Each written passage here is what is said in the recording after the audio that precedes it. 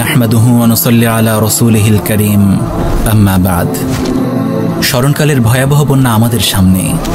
বোমা মেরে আগুন দিয়ে যেভাবে মানুষ খুন করা হচ্ছে পৃথিবীর দিক বিদিক বিভিন্ন মুসলিম ভূখণ্ডে, যেভাবে ইসরায়েল ফিলিস্তিনকে জ্বালিয়ে পুড়িয়ে শেষ করে দিচ্ছে, ফিলিস্তিনি মুসলিমদের উপর বোমা ফেলে বুলেট ছুঁড়ে অনাহারে রেখে হত্যা করছে, সেভাবে ভারত প্রতি বছরই বাঁধ দিয়ে আটকে রাখা পানি বাংলাদেশের দিকে ছেড়ে দেয়, আর এতে বাংলাদেশি মুসলিমদের বহু প্রাণ ঝরে যায়।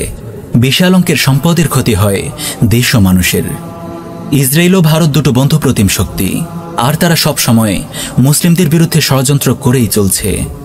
ভারতের বসানো পুতুল সরকার অত্যাচারী স্বৈরাচারী শেখ হাসিনার আওয়ামী সন্ত্রাসী সরকারের পতন ঘটিয়েছে।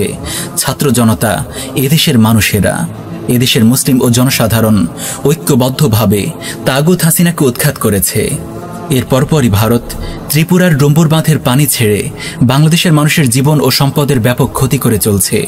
কিন্তু বাংলাদেশের মুসলিম জনসাধারণ বরাবরের মতোই ঐক্যবদ্ধ হয়ে আছে জালিমের জুলুমের বিরুদ্ধে, হিন্দুত্ববাদী মুশরিকদের ঘৃণ্য শত্রুতার বিরুদ্ধে। যেমনই মহান রব্বুল আলামিন সূরা মায়েদার ৮২ নং আয়াতে ইরশাদ করেছেন, লাতাজিদান্না আশাদ্দান-নাসি আদাওয়াতাল লিল্লাযিনা আমানু আল ইয়াহুদা ওয়াল্লাযিনা আশরাকু। ঈমানদারদের প্রতি মানুষের মধ্য থেকে আপনি অবশ্যই সবচেয়ে বেশি শত্রুপরায়ণ হিসেবে দেখতে পাবেন ইয়াহুদী ও মুশরিকদেরকে।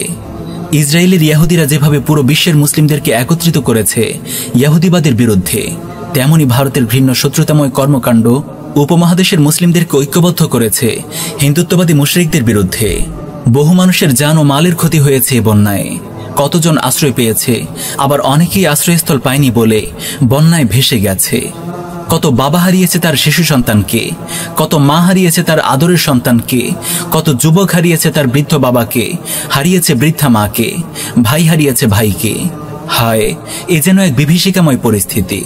কিন্তু এদেশের মুসলিম জনসাধারণ প্রতিবারের মতো এবারও তাদের সাহায্যে এগিয়ে এসেছে। এদেশের মুসলিম জনসাধারণ সবসময় ভারতীয় জালিমদের বিরুদ্ধে ঐক্যবদ্ধ ছিল, আছে এবং থাকবে। বড় বড় উদ্যোগ থেকে শুরু করে ছোট ছোট উদ্যোগ গ্রহণ করেছে এদেশের মানুষ। তাদের ভাইদের সাহায্যের জন্য এগিয়ে গিয়েছে এবং এগিয়ে যাচ্ছে, কেউই পিছিয়ে নেই। যারা অর্থ দিয়ে পারছেন তারা অর্থ দিয়ে সাহায্য করছেন, যারা শ্রম দিয়ে পারছেন তারা শ্রম দিয়ে সাহায্য করছেন। সবাই যার যার অবস্থান থেকে এগিয়ে আসছেন। আপনারাও সবাই যার যার অবস্থান থেকে যে যেভাবে পারেন সেভাবে এগিয়ে আসুন। এভাবে সবসময় কুফফারদের শত্রুতাময় আক্রমণকে ঠেকিয়ে দিন নিজেদের সম্মিলিত প্রচেষ্টায়। ক্ষুধার্তকে খাবার দিন, আশ্রয়হীনকে আশ্রয় দিন, রুগ্নকে চিকিৎসা দিন, প্রয়োজনীয় সাহায্য নিয়ে এগিয়ে আসুন। মনে রাখবেন, যারা আজকে আহত নিহত ক্ষতিগ্রস্ত তারা আমাদেরই ভাই। আমরাও তাদের জায়গায় থাকতে পারতাম, এ জলসন্ত্রাসের শিকার আমরাও হতে পারতাম। নিজেকে তাদের জায়গায় রেখে চিন্তা করুন, মন খুলে প্রাণ খুলে সাহায্য করুন।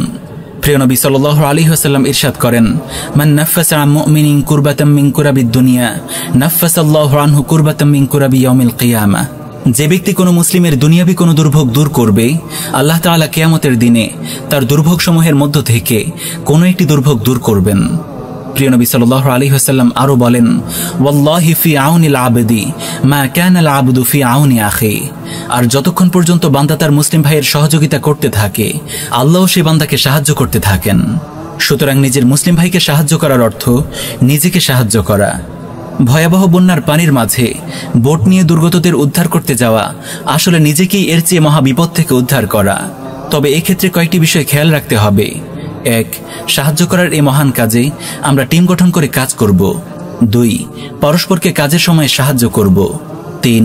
উদ্ধার কাজে সমর্থবান ও দক্ষ সাঁতারু নিয়ে কাজ করব। ৪. এ বিষয়ে প্রয়োজনীয় প্রশিক্ষণ নেব এবং পড়ালেখা করে নেব। ৫. প্রাথমিক চিকিৎসার প্রয়োজনীয় সরঞ্জামের ব্যবস্থা রাখা সহ অন্যান্য দিকে খেয়াল রাখব। একদিকে এদেশের মানুষেরা বন্যার আঘাতে প্রাণ হারাচ্ছে, বহু মুমিনের হৃদয়ে রক্তক্ষরণ হচ্ছে তাদের ভাইদের এমন নির্মম ক্ষতি দেখে, আর ওদিকে ভারতীয় মালাউনরা সোশ্যাল মিডিয়া ও ইলেকট্রনিক মিডিয়ায় ট্রল করছে এই বন্যায় নিহত আহত ক্ষতিগ্রস্ত মানুষদের নিয়ে। শত্রুরা সবসময় এমনই করে। আমরা দেখেছি, যখন ফিলিস্তিনে ইসরায়েল বাহিনী আক্রমণ করে তখন দূর থেকে পাহাড়ের চূড়ায় বসে বসে ইসরায়েলি ইয়াহুদিরা দেখে আর উল্লাসে ফেটে পড়ে। ভারতীয় মিডিয়ার এমন আচরণ যেন সেটারই আরেক প্রতিচ্ছবি। তোমরা হাসছো, হাসো, আরো হাসো, কিন্তু জেনে রাখো শেষ হাসি মোমেনরাই হাসবে। আজকে ভারতের বিরুদ্ধে আমরা নানা জায়গায় প্রতিবাদী মিছিল দেখছি। একদিন এ তরুণরা, এ মুসলিমরা, এ উদ্যমী মানুষেরাই ভারতের জালিম পাশবিক ও নিষ্ঠুর শক্তির পরাজয় ডেকে আনবে। আল্লাহর জমিনে আল্লাহর বিধান বাস্তবায়ন করবে। প্রতিটি মাজলুম তার অধিকার ফিরে পাবে, আর প্রতিটি জালিম তার শাস্তি বুঝে পাবে ইনশাআল্লাহ। ইনশাআল্লাহ সেদিন আর বেশি দূরে নয়, যেদিন এ উপমহাদেশের আপামর জনতা সুখের হাসি হাসবে। মহান রব্বুল আলামিন আমাদের উদ্দেশ্যে ইরশাদ করেন, ওয়ালা তাহিনু ওয়ালা তাহজানু ওয়া আনতুমুল আ'লাউনা ইন কুনতুম মুমিনিন।